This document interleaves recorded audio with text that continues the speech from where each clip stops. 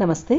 ఓహోయ్ కుకింగ్లో ఈరోజు నేను కమలా పండుతో పాయసం ఎలా చేయాలనే చేసి చూపిస్తున్నాను. చాలా సులువుగా చేసుకోవచ్చు, ఎంతో బాగుంటుంది. దీనికోసం నేను 3 కమలా పళ్ళు తీసుకున్నాను. సుమారుగా 200 గ్రాముల బరువు ఉన్నాయి. వీటిని తొక్క తీసేసుకుని మొత్తం పైన తెల్లగా ఉంటుంది కదా, అవంతా కూడా తీసేసుకుని ఆ పీచు లాంటి పదార్థం అంతా తీసేసుకుని లోపల మనం పల్పు మాత్రం సెపరేట్ చేసి పెట్టుకోవాలి.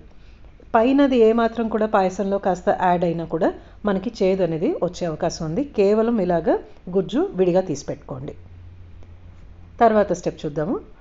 దీనికోసం నేను ఒక మందపాటి అడుగున్న బాండ్లీ తీసుకున్నాను. బాండ్లీ కానీ గిన్నె కానీ విధంగా ఉన్నది మాత్రమే తీసుకోండి.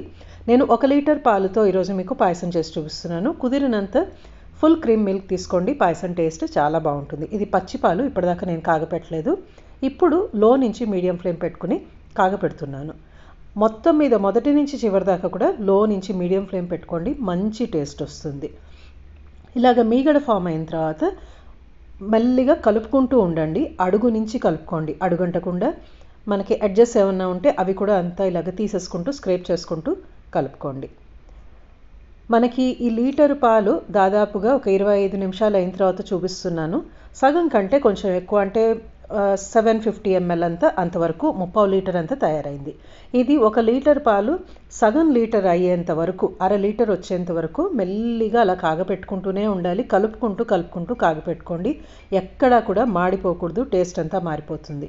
ఇప్పుడు దాదాపు 40 నిమిషాలు అయిన తర్వాత సగం అయింది, పాలు చిక్కపడింది. 100 గ్రామ్స్ షుగర్ యాడ్ చేశాను. 15 బాదం పప్పుల్ని చిన్న ముక్కలుగా చేసి వేసుకున్నాను. మీకు ఇంకేమైనా నట్స్ కావాలంటే కూడా వేసుకోవచ్చు. ఈ పాలలో పంచదార కరిగి నీళ్ళగా అవుతుంది. మళ్ళీ ఒక 10 నుంచి 15 నిమిషాలు వదిలేస్తే మళ్ళీ చిక్కబడుతుంది. లీటర్ పాలు అర లీటర్ అయిన తర్వాత అర లీటర్ దాకా దాదాపుగా వచ్చేంత వరకు మెల్లిగా కాగపెట్టుకుంటూ ఉండి తర్వాత పంచదార నట్స్ యాడ్ చేసుకున్నాను. ఇప్పుడు సగం స్పూన్ యాలక్కాయ పొడి వేసి స్టవ్ ఆఫ్ చేసేసుకున్నాను. దీన్ని ఇప్పుడు పక్కన పెట్టేసుకోండి. పక్కన పెట్టుకుని పూర్తిగా చల్లగా అయిపోవాలి. ఏమాత్రం వెచ్చగా కూడా ఉండకుండా రూమ్ టెంపరేచర్కి అసలు మామూలుగా వచ్చేసేయాలి.